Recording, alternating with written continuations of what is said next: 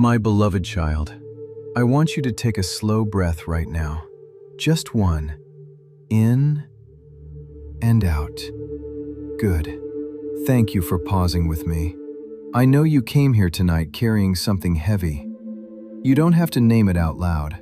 I already know. It's the same prayer you've whispered for months, maybe longer. You've prayed it in the morning before anyone else woke up. You've prayed it in the car, between errands, with tears blurring the road. You've prayed it at night, staring at the ceiling, wondering if I was even listening.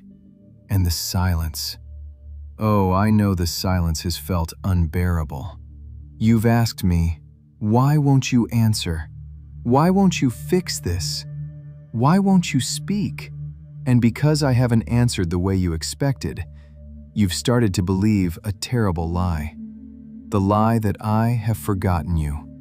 Let me say this as clearly as I can right now in this moment. I have not forgotten you. I know it feels that way. I know the waiting has carved a hollow place inside your chest. I know you've watched other people receive breakthroughs, healings, answers, while you're still standing in the same spot, asking the same question. But listen to me, child. Silence is not rejection. It never has been. Do you remember when I was asleep in the boat during the storm? My disciples thought I didn't care. They thought I was ignoring them, but I wasn't. I was trusting them to wake me. I was waiting for them to ask again. Your silence is not my absence. It is the hardest form of trust. I am asking you to trust that I am still working, even when you cannot see, feel, or hear a single thing. You say, "But Lord, I've been so faithful." And I say, "I know, and I am so proud of you." You say, "But Lord, I'm tired of waiting." And I say, "I know. Come here. Rest your head on my chest for a moment." The delay is not denial. It is preparation. I am doing something in the quiet that cannot be done in the noise. So tonight, I want you to release the need to understand. Just for now, just for this breath, trust that I am still good, even when the story isn't finished. Now I want to talk about your tears. You've cried alone so many times, in the shower, in the closet, in the parking lot before you had to walk inside and smile. And every time you wiped your face, you heard a voice say, "Stop crying. You're supposed to have faith. If you really trusted God, you wouldn't be this sad." Let me stop you right there. That voice is a liar. I wept, beloved. I wept at the tomb of Lazarus, even though I knew I was about to raise him. I wept over Jerusalem. I wept in Gethsemane. Tears of sorrow, of fear, of honest human pain. My tears were not a lack of faith. They were proof that I loved deeply. And your tears are not weakness. They are not sin. They are not doubt. Your tears are holy. Every single one of them has been collected. Do you know that? The psalmist wrote that I put your tears in a bottle. They are written in my book. I don't ignore them. I don't turn away from them. I lean in. When you cry, I am closer than your own breath. So I want to give you permission tonight. Permission you didn't know you needed. You are allowed to grieve. You are allowed to say, "This hurts." You are allowed to say, "I don't understand." You are allowed to say, "God, I'm disappointed." Those words don't push me away. They pull me closer.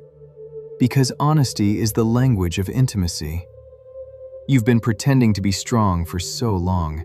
You've been telling everyone, "I'm fine," when inside you're falling apart. But you don't have to pretend with me. Let the tears come. Don't fight them. They are not a failure of faith. They are the evidence that you are still human, still hoping, still believing that something better exists. And because you still hope, you are closer to breakthrough than you think. Now, I want to tell you something you might not want to hear, but I need you to listen anyway. You've been complaining that you can't feel me anymore. The worship songs don't move you like they used to. The Bible feels like words on a page. Prayer feels like talking to a wall. You've said, "Lord, where did you go?" And I say, I didn't go anywhere, but I did lead you into the desert. I know that sounds harsh, but hear me out. The desert, that dry, empty, lonely place, is not punishment. It is not abandonment. It is the place where I strip away everything that isn't real. In the desert, you can't rely on feelings. You can't rely on a good sermon or a powerful worship set. You can't rely on other people's testimonies. In the desert, you have only me. And sometimes, you don't even feel me. But that is exactly where pride dies. That is where self-sufficiency crumbles. That is where you finally stop trying to earn my love and just rest in the fact that I gave it freely. The desert is not a curse. It is a classroom. Every great leader I ever used went through the desert. Moses, Elijah, John the Baptist, and even me. I spent 40 days in the wilderness, hungry, alone, tempted. The desert prepared me for my ministry, and the desert is preparing you for something you cannot yet see. You are not lost. You are not broken beyond repair. You are being stripped of everything fake, every false identity, every performance, every mask, so that only what is real remains. And what is real, my child, is this: you are loved, not because of what you do, not because of how you feel, but because I chose you before the foundation of the world. So don't run from the dryness. Sit in it. Ask me, what are you trying to teach me here? And then be still. The water is coming. The rain is on its way. But first, let your roots grow deep, deep enough to find the underground river that never runs dry. You're tired. I know you're tired. Not just physically tired, though you are that too. You're emotionally depleted, spiritually drained. You've given out so much, and very little has come back to fill you up. You think you need a long, eloquent prayer. You think you need to get on your knees for an hour, or fast for 3 days, or read an entire book of the Bible before I'll listen. But that's not true. Do you know what I said about the Pharisees? They prayed long, showy prayers in public. They thought their many words would make me listen.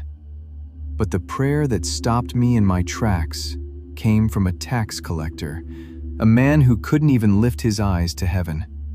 He just beat his chest and whispered, "God, have mercy on me, a sinner." That was it. That was enough. So tonight, I want to give you a very short prayer. You don't even have to close your eyes. You can whisper it right where you're sitting. Here it is. Lord, I'm tired. That's it. 3 words. Because here's what happens when you say those 3 words to me. I don't rush in with a lecture. I don't hand you a to-do list. I don't say, well, if you had more faith. No. I sit down next to you. I put my arm around you, and I say, I know. Rest now. That prayer, Lord, I'm tired, is one of the most powerful prayers you can pray, because it admits what you can't fix. It surrenders the performance. It opens the door for me to be your strength. You don't need a long sermon. You don't need a formula. You just need permission to be honest. And I am giving you that permission right now. Say it with me, silently in your heart. Lord, I'm tired. Good. I heard you. And I am already moving. Now, what if even that short prayer feels like too much? What if you're so exhausted that you can't form words? I understand that too. There have been nights when my own disciples couldn't stay awake to pray with me. They meant well. Their spirits were willing, but their flesh was weak. And I didn't condemn them. I didn't shame them. I simply said, "The spirit is willing, but the flesh is weak." So here is what I want you to do when you are too tired to pray. Close your eyes. That's all. Just close them. Now picture this. You are sitting in a quiet room. There's a chair across from you, and I am sitting in that chair. You don't have to speak. You don't have to confess anything. You don't have to ask for anything. Just sit. Look at me. Let me look at you. See my eyes? They are not angry. They are not disappointed. They are full of love, the kind of love that has been watching over you since before you were born. Now say nothing. Just breathe. In and out. With every breath, imagine you are handing me one small worry. Just one. You don't have to give me all of them. Just the heaviest one. Breathe in, breathe out. Give it to me. Now sit in silence for a moment. Feel the weight lift, even just a little. This is prayer, my child, not words, presence. Resting in my presence counts more than 1,000 recited prayers. Because resting says, I trust you. Resting says, I can't do this alone. Resting says, you are good, even when I don't understand. So tonight, I am not asking you to perform. I am asking you to rest. Put down the burden, just for tonight. I will carry it until morning. Close your eyes again. Take one more slow breath, and know that I am here. I am not leaving. I am not frustrated. I am not silent because I'm angry. I am silent because I am teaching you to trust my heart, even when you can't hear my voice. Before we end, I want to pray over you. Not a long prayer, just a few words from my heart to yours. Let me speak it over you now. My beloved child, I see the weight you've been carrying. I see the tears no one else saw. I see the prayers you've prayed into the dark. And I want you to know, every single one of them has been heard. You are not forgotten. You are not too far gone. You are not a disappointment to me. Tonight, I release peace into your mind. The kind of peace that doesn't make sense, that doesn't depend on your circumstances. I release rest into your body, permission to sleep without guilt, to stop striving, to let me be God while you are simply human. And I release hope into your heart, not false hope, but the quiet, stubborn hope that knows I am still good, still working, still with you. You don't have to understand the season you're in. You just have to stay close to me. And you are close, closer than you think.